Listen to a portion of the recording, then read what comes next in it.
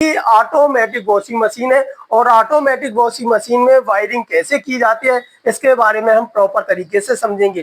तो देखिए इसमें कौन कौन से प्रोडक्ट लगे रहते हैं इसके बारे में भी हम समझ रहे हैं और इसको किस टाइप से वायरिंग की जाती है इसके बारे में भी समझेंगे। तो यहाँ आप देख रहे होंगे जैसे मैंने इसको खोल के रख लिया ओपन, ये पूरे तरीके से वायरिंग दिख रही है आपको। तो ये जो दिख रही है ये है इसकी पीसीबी, ये पीसीबी है। और ये जो आपको ये नीचे हरे कलर का दिख रहा है ये जो है ये है हमारी डिस्प्ले पीसीबी। तो ये है मेन पीसीबी और ये है हमारी डिस्प्ले पीसीबी। डिस्प्ले में देखेंगे आप तो ये आपको इस टाइप से कनेक्टर देखेंगे। यहाँ पे आप वायर देखेंगे तो आपको जो टोटल वायर दिखेंगी वो 8 वायर दिख रही होंगी। कितनी वायर दिख रही है? 8 वायर है। कभी अगर ये वायर कट जाती है तो आप इसको यहाँ से छील के जोड़ सकते हो या पूरा का पूरा कनेक्टर को चेंज कर सकते हो। अब ये जो डिस्प्ले वायर का जो कनेक्टर होता है आप देखेंगे कि ये दिख रहा है, यहाँ पे डिस्प्ले वायर का कनेक्टर को हम लगाते हैं। तो हमको कोई ज्यादा ध्यान देने की चीज नहीं है। आप देखेंगे कि हर के कनेक्टर बने हुए हैं। सबसे बड़ा जो 8 का कनेक्टर है वो ये वाला है। तो इसको हम डिस्प्ले के लिए लेंगे तो 8 के कनेक्टर में इस टाइप से हम इसको प्रॉपर तरीके से फिट कर देते हैं। तो ये देखिए यहाँ पे डिस्प्ले जो है हमारा फिट हो गया। तो जो पीसीबी की कंटिन्यूटी है वो किसको जाने लगेगी? डिस्प्ले के लिए जाने लगेगी। तो डिस्प्ले हमारा ऑन हो जाएगा। इसके बाद अगले अडॉप्टर की बात करते हैं तो आप देखोगे यहाँ 2 पिनों का अडॉप्टर बना हुआ। कितने का बना है? 2 का है, यहाँ 4 का है, यहाँ 8 का है। अब इन वायरों को हम देखते हैं कि हमारे पास ये जो वायर है एक ये 2 वायर का कनेक्टर दिख रहा है। आप इसमें रेड और ब्लैक वायर है। यहाँ जो रेड और ब्लैक वायर का कनेक्टर है ये न्यूट्रल और फेज की सप्लाई आने के लिए, किसके लिए? न्यूट्रल और फेज की सप्लाई आने के लिए है। तो इस कनेक्टर को हम यहाँ पे लगा देते हैं। तो देखिए यहाँ पे हमने क्या कर दिया, इसको न्यूट्रल और फेज की सप्लाई को यहाँ प्रॉपर तरीके से लगा दिया है। जब न्यूट्रल फेज की सप्लाई हम यहाँ पे लगा देते हैं तो अगला जो कनेक्टर दिखता है 4 पिनों का कनेक्टर है। कितने वायर का कनेक्टर है? 4 वायर, यानी वायर तो 2 है लेकिन कनेक्टर कितने का? 4 का है। अगर इसमें एक ब्लैक कलर की है और व्हाइट और ग्रीन कलर की दूसरी वायर है, अगर हम इसको देखेंगे और टेस्ट करेंगे तो यहाँ पे आप देखो ये कि ये गई कहाँ सप्लाई। तो आप यहाँ पे देखते हैं प्रॉपर तरीके से। तो देखिए यहाँ पे ये जो सप्लाई है आपकी ये एक ब्लैक और ये, तो यहाँ से हमने काट दिया तो ब्लैक ये है और यहाँ टेप लगा दिया है तो ग्रीन कलर की ये है, व्हाइट ग्रीन है। तो किसको गई है? एक हीटर के ये पॉइंट, ये क्या लगा हुआ है हमारा? हीटर। और हीटर का ये क्या लगा है? सेंसर। क्या लगा है? ये है हीटर को न्यूट्रल, फेस, अर्थिंग और सेंसर के लिए 2 कनेक्टिविटी। तो यहाँ पे हमारे पास एक ये वायर और एक ये वायर है, 2 वायर है। बाकी ये किसकी वायर है? सेंसर की वायर है, ये अर्थिंग के लिए। तो यहाँ से देखेंगे जो हमको ब्लैक और ये व्हाइट और ग्रीन जो वायर दिख रही है उसको कहाँ लगा देंगे? 4 वाले अडॉप्टर में यहाँ पे हम इसको फिट कर देंगे। तो ये देखिए इसकी वायरिंग यहाँ पे फिट हो जाए। तो यहाँ न्यूट्रल फेस की सप्लाई मिल गई पीसीबी को और यहाँ पे न्यूट्रल और जो फेस है यहाँ से निकल के किसको जा रहा है? हमारे हीटर रोड को जा रहा है। हीटर रोड को कैसे जाएगा? डायरेक्ट हीटर रोड को नहीं जाएगा, पहले सेंसर को जाएगा। सेंसर यहाँ पे कनेक्टिविटी भेजेगा, उसके बाद दोबारा फेस जाएगा। ठीक है। तो यहाँ पे देखेंगे तो सेंसर की जो वायर है यहाँ पे देखिए एक आपको ये व्हाइट कलर की और एक ये ऑरेंज कलर की वायर दिख रही है। तो यहाँ देखिए एक ये व्हाइट और एक ये ऑरेंज कलर की वायर दिख रही है। ये भी वायर जो सेंसर की वायर है कहाँ लगेगा? 8 के कनेक्टर में लगेगा। उसके बाद आप देखोगे एक ये कलर की वायर, एक ये और एक ये जो वायर बचती है ये वायर किसके जानी है? ड्रेन के लिए जानी है। और हमारी जो मेन सप्लाई मोटर होती है जो इसकी वॉशिंग मशीन की, उसके लिए हमारे सप्लाई के लिए जानी है। तो इस कनेक्टर को भी हम उठाएंगे और कनेक्टर को हम यहाँ पे फिट कर देते हैं। तो ये देखिए हमारी मोटर के और ड्रेन मोटर के और सेंसर के यहाँ से सप्लाई के कनेक्टर कंप्लीट हो चुके हैं। कोई दिक्कत आपको यहाँ तक? इसके बाद अगला देखते हैं। तो हमारे पास ये जो वायर है यहाँ देखेंगे कि पिन तो एक ही है लेकिन यहाँ देखेंगे तो 4 पॉइंट दिए हुए हैं। एक ही वायर है पर पॉइंट कितने दिए हैं? 4। ये जो वायर आती है ये जो हमारे पानी की सप्लाई के लिए इनलेट वॉल्व लगी हुई है। कौन सी वॉल्व लगी है? इनलेट वॉल्व लगी है। इनलेट वॉल्व के कनेक्शन के लिए जाता है। आपका नल का कनेक्शन यहाँ पे हो जाता है और नल का जब यहाँ से जाता है तो इनलेट वॉल्व जाता है और सप्लाई में पीसीबी कनेक्ट करके इसको भेजती है। तो यहाँ देखेंगे कि ये 4 का कहाँ पे है। तो 4 का अडॉप्टर आप देखोगे तो आपको यहाँ पे मिलेगा 4 का कनेक्टर और ये 4 का कनेक्टर आपने यहाँ पर प्रॉपर तरीके से लगा दिया।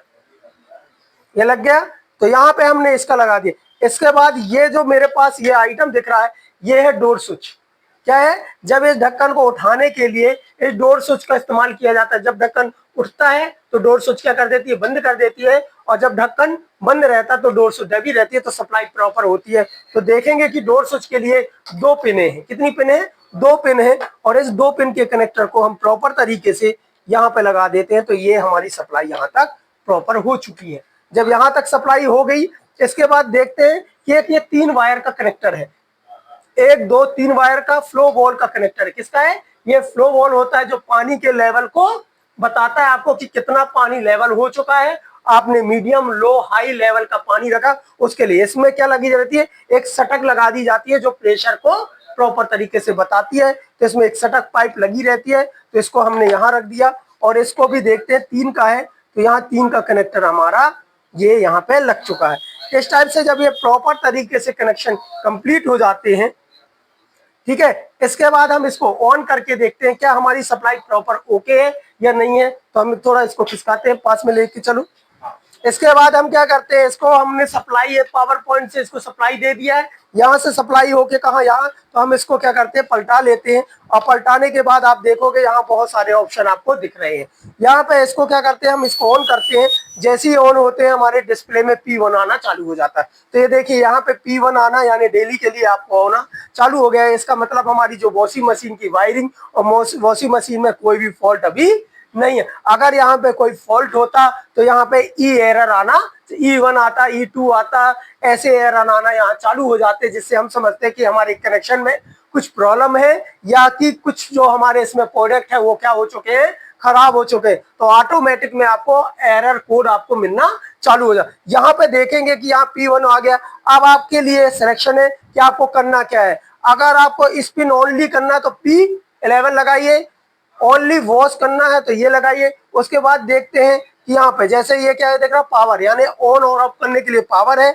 यहाँ पे प्रोग्राम है, कौन सा प्रोग्रामिंग में आपको क्या करना? साड़ी धुलनी है, आपको ऊनी कपड़े ढूंढना है, या बहुत हैवी चीजें ढूंढनी है, उसके लिए आपको क्या करना है? इसको प्रोग्राम में ले 2 3 4 5 6 7 8 9 10 10 में आ गए, और ये आ गए हमने यहाँ पे 11 में आ गए।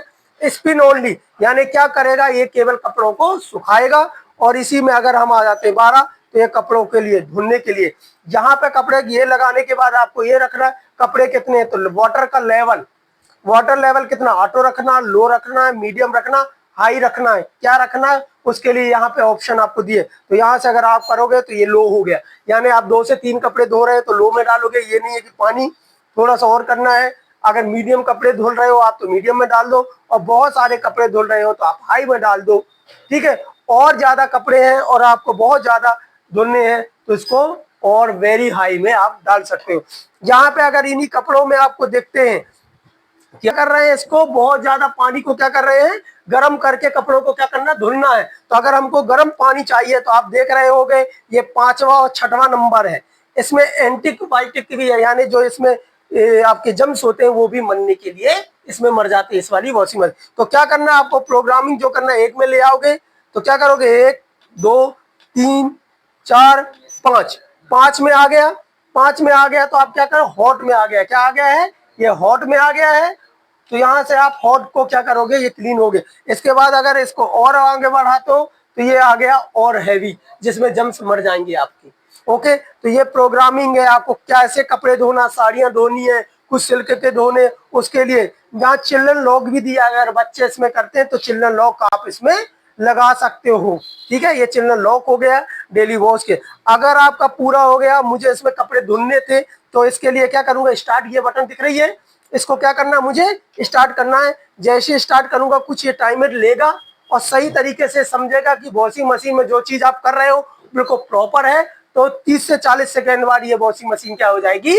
ऑन हो जाएगी। इस टाइप से प्रॉपर तरीके से हम इसको जानते हैं। तो ये था हमारा ऑटोमेटिक वॉशिंग मशीन की वायरिंग। तो प्रॉपर तरीके से इसकी ये जो वायरिंग होती है ये आप कर सकते हैं, इसमें आपको कोई दिक्कत नहीं आनी चाहिए। फॉल्ट क्या होता है देखिए, अब मैं बताता हूँ एरर कैसे आएगी। मानते हैं कि ये जो मेरी बॉल थी इसको मैं निकाल देता हूँ, निकाल दिया।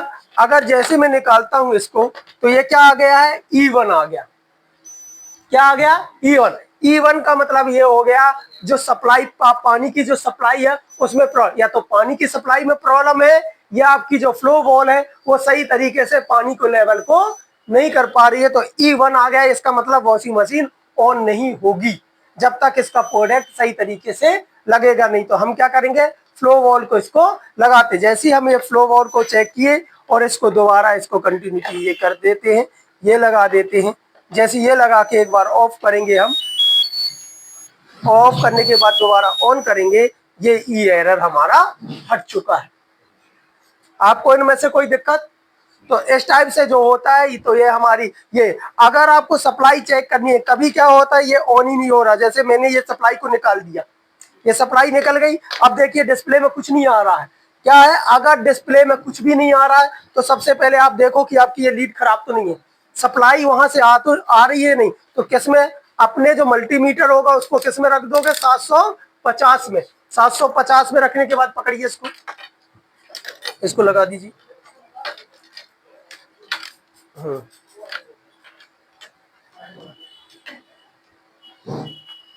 ये लग गई, हाँ सामने करूँ इसको। ये देखिए, अब एक पॉइंट यहाँ लगाते हैं और एक पॉइंट को हम यहाँ लगाते हैं।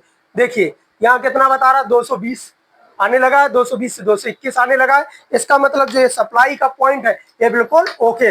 अगर यहाँ सप्लाई आपकी 220 ना आती तो आपकी जो ये लीड है इस लीड में प्रॉब्लम थी, तो आप इसको चेक कर सकते हो। ऐसी ये जो हमारी फ्लो वॉल है, कौन सी वॉल है, फ्लो, इसमें कितनी वायर है, 3 वायर है। अगर हम इन 3 वायरों को क्या करते हैं, इसको हम निकाल देते हैं, ये जंक्शन लिए, इसको ये निकाल दिए, ठीक है, ये निकाल दिए। जैसे हम निकाल देते हैं तो इसको चेक करने का तरीका क्या है, इसका सिंपल सा तरीका है, इसमें कितनी वायर है, 3 वायर है। 3 वायरों को लेते हैं और मल्टीमीटर को हम बजर रेंज में रखते हैं। किसमें रखेंगे, बजर रेंज में रखेंगे। पकड़िए, बजर रेंज में रखने के बाद इन पॉइंटों में हम इसको लगाते हैं। एक पॉइंट ये कुछ कंटिन्यूटी आ रही है, अब अगले में लगाते हैं, कोई कंटिन्यूटी आ रही नहीं, आ रही है, फिर अगले में लगा रहे हैं, इसमें कंटिन्यूटी है। तो यहाँ समझने की बात ये है कि ये जो हमारी फ्लो वॉल है ये टेस्टिंग कर सकते हैं हम कि सही है कि नहीं है। अगर किन्हीं 2 में कंटिन्यूटी आ रही है तो फ्लो वॉल ओके है, अगर तीनों में कंटिन्यूटी आ रही है तो फ्लो वॉल खराब हो चुकी है, या तीनों में ही कंटिन्यूटी नहीं आ रही तो फ्लो वॉल खराब है। तो अगर क्या आनी चाहिए, किन्हीं 2 में आनी चाहिए। अगर किन्हीं 2 में आ रही है तो ये फ्लो वॉल आपकी ओके है। अगर 2 के अलावा तीनों में आने लगी तो शॉर्ट हो गई है, या तीनों में नहीं आ रही तब भी ये खराब मानी जाएगी और आप इसको क्या करोगे, चेंज कर दोगे। ओके, यहाँ इस वाले पॉइंट में ये भी देख लोगे कि यहाँ कोई कचरा तो नहीं फंस गया है, इसको देखो कि सुरंग सही है कि नहीं है, कचरा तो नहीं फंस गया। अगर कचरा फंसा हो तो इसको साफ कर दो। वैसे इसका ये केवल क्या बताएगा आपको, कंटिन्यूटी बताएगा। अगर कंटिन्यूटी आ रही है तब भी नहीं ऑन हो रही तो हो सकता है इसमें कचरा फंसा हो, तब ये है। दूसरा आप इसकी, ये क्या है हमारे पास, डोर स्विच है, तो डोर स्विच आपको चेक करते आता है, तो डोर स्विच सिंपल सा है, इन 2 वायरों में रखो और कंटिन्यूटी आ रही है दबाने के बाद तो डोर स्विच ओके है। अगर लगातार दबाने के बाद भी लगातार कंटिन्यूटी आई जा रही है तो ये खराब हो गई है, शॉर्ट हो गई है। तो क्या होनी चाहिए, दबने के बाद कंटिन्यूटी आनी चाहिए, छोड़ती कंटिन्यूटी अलग हो जानी चाहिए, तब हमारी यहाँ पे ये चीजें ओके है। ऐसे अगले कौन से प्रोडक्ट होते हैं, हीटर को भी हम चेक कर सकते हैं, हर चीजों को चेक कर सकते हैं लाइन टू लाइन। तो अगले वीडियो में इसके अगले पार्टों को चेक करना सीखेंगे, मोटरों को कैसे चेक करना है, ड्रेन मोटर को कैसे चेक करना है, हीटर को कैसे चेक किया जाता है, और पार्ट टू पार्ट अगले सेक्शनों को, इनकी जो वायरिंग है इसको कैसे कंफर्म चेक करेंगे कि वायरिंग कोई शॉर्ट है या खराब है, ये हम अगले वीडियो में देखेंगे। यहाँ तक इस वीडियो में, इस पार्ट में मैंने आपको इतने आइटमों के बारे में बताया। इसके बाद आप इसको लगा के प्रैक्टिस करके जितनी चीजों को बताया